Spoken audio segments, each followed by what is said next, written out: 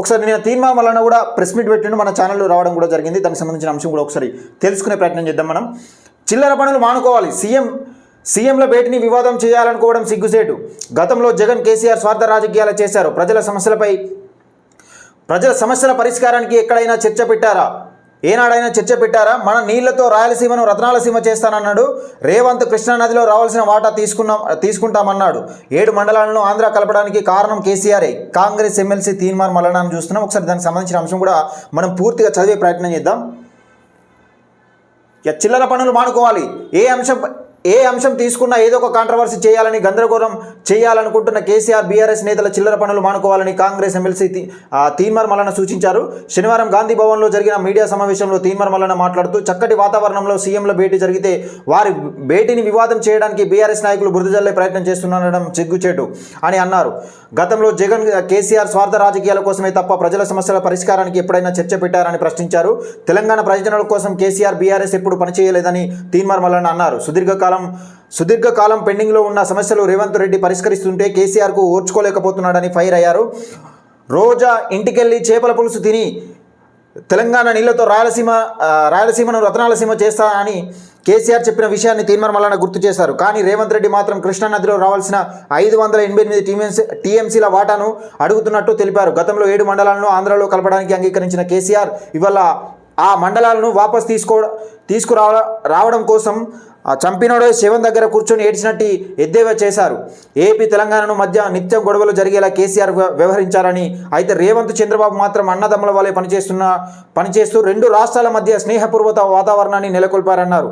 టీడీపీతో కాంగ్రెస్ ములాఖాత్ అయిందనే వాళ్లకు సిగ్గుండాలన్నారు. తెలంగాణ కాంగ్రెస్ ప్రజల ఆకాంక్షల కోసం పనిచేస్తుందని, కేసీఆర్ హయాంలో ఏపీకి చెందిన వాళ్లే కాంట్రాక్టులు ఇవ్వడంతో పాటు తెలంగాణ సంపదను వారికి దోచిపెట్టారని విమర్శించారు. ఇప్పుడు వాళ్ళ కాంగ్రెస్ గురించి మాట్లాడడం హాస్యాస్పదంగా ఉందన్నారు. ఏపీ నుంచి రావాల్సిన విద్యుత్ బాకాయిల గురించి కేసీఆర్ ఏనాడైనా మాట్లాడిండా అని తీన్మార్ మల్లన ప్రశ్నించారు. మోడీని కలిసి మా దగ్గరే అడ్డగోలుగా పైసలు ఉన్నాయని చెప్పిండని, కానీ సీఎం రేవంత్ రెడ్డి మాత్రం ప్రధానిని కలిసి రాష్ట్రానికి నిధులు ఇవ్వాలని అడిగిండని తీన్మార్ మల్లన అన్నారు. దీంతో బీఆర్ఎస్ నేతలు రాజకీయం చేస్తున్నారని, బీజేపీతో కాంగ్రెస్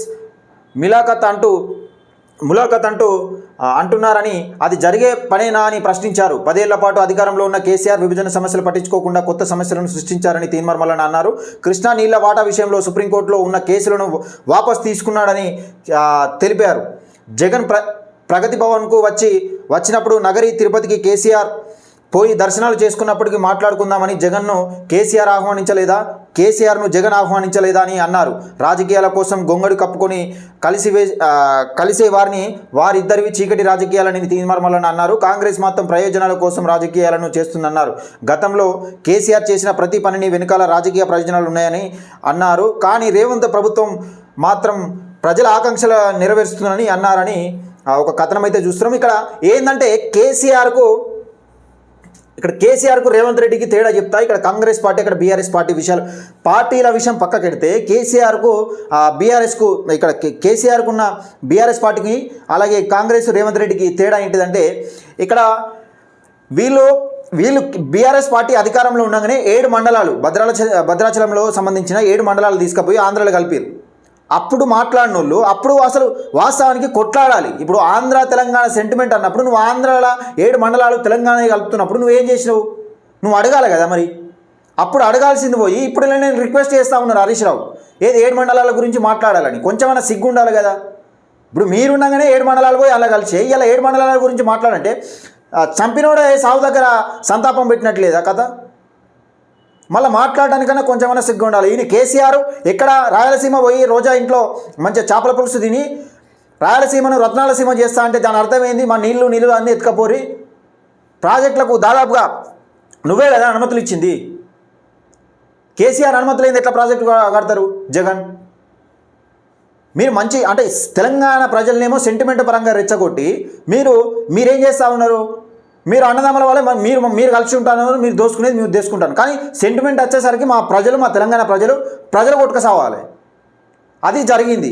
నేను ఇక్కడ చంద్రబాబు సీఎం రేవంత్ రెడ్డి కలిసినా ఇదే ముచ్చట. ఇక్కడ మీరేదో సెంటిమెంట్ పరంగా రెచ్చగొట్టి ప్రజలను ఫూల్స్ చేస్తా అంటే ఎవరు ఒప్పుకోరు. మీరు తెలంగాణకు రావాల్సిన వాటాను తెలంగాణ ప్రజల కోసం అడగండి రేవంత్ రెడ్డి గారు. అలాగే ఆంధ్రప్రదేశ్కు సంబంధించిన ఆంధ్రప్రదేశ్ ఆయన స్వార్థం చూసుకుని అంటే ఇరు రాష్ట్రాల కోసం ప్రయోజనాలు ఏం జరుగుతాయో అవే చేయండి. అంతేగాని మేము స్నేహపూర్వకంగా ఉన్నాం, ఆయన టీడీపీ వచ్చి ఇక్కడ ఆంధ్రలో ఇక్కడ తెలంగాణలో పోటీ చేస్తామంటే ఎవరు ఊరుకోరు. ఇక్కడ ఈయన పోయి అక్కడ పోటీ చేస్తామంటే ఆయన రానియడు. ఇంతకీ ముందుగా కాంగ్రెస్ పార్టీ అంటే అక్కడ పోటీ చేస్తుంది, తప్పేం లేదు. కానీ ఇక్కడ వాస్తవం ఏంటంటే ఒకరు ఎన్డీఏ కూటమిలో ఉన్నారు, ఇంకోరు ఇండియా కూటమిలో ఉన్నారు. అది ఒకసారి గమనించుకోవాలి. ఎందుకంటే మీ మధ్యలో ఏమేమి సంబంధాలు ఉన్నాయో మనకు తెలియదు. కానీ వాస్తవానికి మీరు నిర్ణయాలు ఎట్లా ఉంటాయి, మరి ఏం కథ, ఆయన ఒప్పుకుంటాడా మీరు ఒప్పుకుంటారా అనే విషయం. ఒకవేళ సీఎం రేవంత్ రెడ్డి మా గురువే కదా అని ఒప్పుకున్నా కానీ, ఒకవేళ నాకు రాజకీయ భిక్ష పెట్టిండని ఒప్పుకున్నా కానీ అక్కడ పరిస్థితులు వేరే విధంగా ఉంటాయి. తెలంగాణ స్వార్థం కోసమే ఆలోచించాలి రేవంత్ రెడ్డి గారు ఎప్పుడు కూడా. అయితే ఇక్కడ రేవంత్ రెడ్డి గారు ఆలోచిస్తూ ఉన్నారు, కానీ దీన్ని రాజకీయం చేయాలని బీఆర్ఎస్ పార్టీ చూస్తూ ఉన్నది. వీళ్ళు తెలంగాణ సెంటిమెంట్ను ప్రజలకు వృద్ధి చేసి దాని గురించే తీర్మానం మళ్ళీ మాట్లాడింది. మరి నువ్వు మాట్లాడినప్పుడు నువ్వు చేసినప్పుడు ఎక్కడ పోయింది, నువ్వు చిల్లర పనులు ఎక్కడైనా మానుకోవాలి అని తీర్మానం మళ్ళీ చెప్తా ఉన్నాడు. దానికి సంబంధించిన అంశం కూడా చదువుకున్నాం. ఇక